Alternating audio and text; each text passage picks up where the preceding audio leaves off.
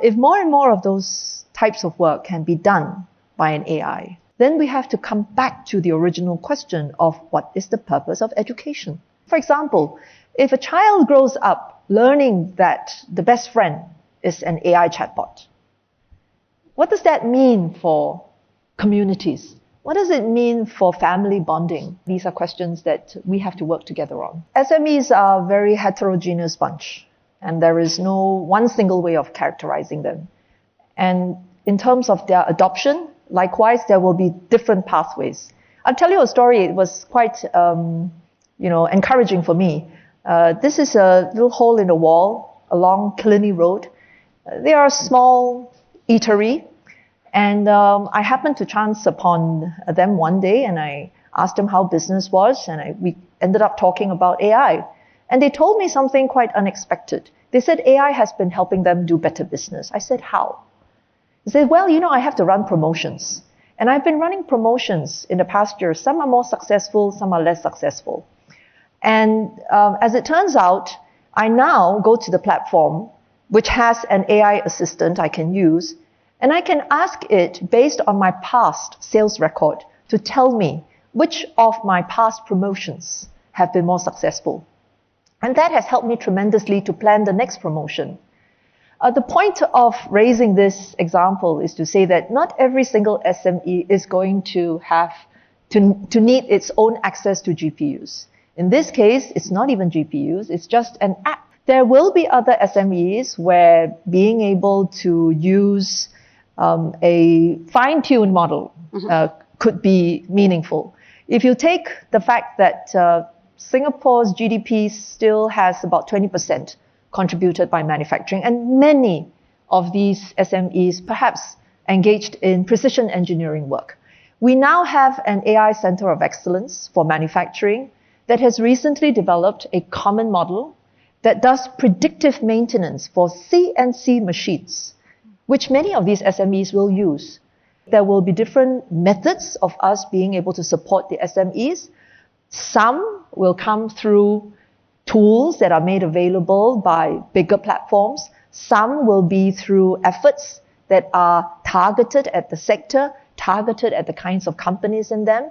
I think it's more important that we look at how we can make meaningful differences to how the way the businesses are operated. There's definitely going to be competition to try and get as much of an advantage as possible in terms of raising the quality of human capital in each of our countries, and I don't think you can stop anyone from doing that.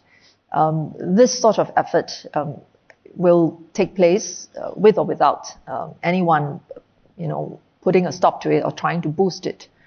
I think what people can attempt to do is to ensure that they themselves have the ability to learn. In our education system, we do want to make sure that children have exposure at a young age, but in an appropriate way.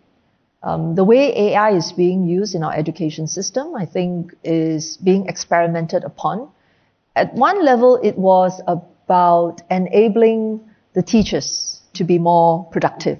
But it also kind of misses the point. The great value of AI is in personalizing learning in a way that attends to the unique strengths and shortcomings of every learner, and trying to find ways to enable them to achieve better learning outcomes. Our Ministry of Education is looking at it not just as a way to support teachers, but more as a way to support learning. And that is the direction I think we all should try and move towards.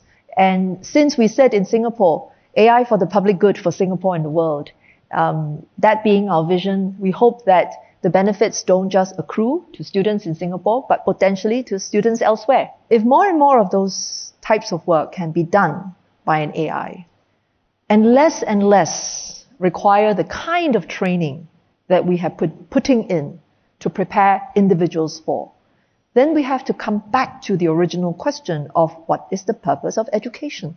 What do we train or what do we help people to learn? So it's not just learning outcomes. It's what do you learn in the first place? Yeah. And I don't know that there are easy answers to this question.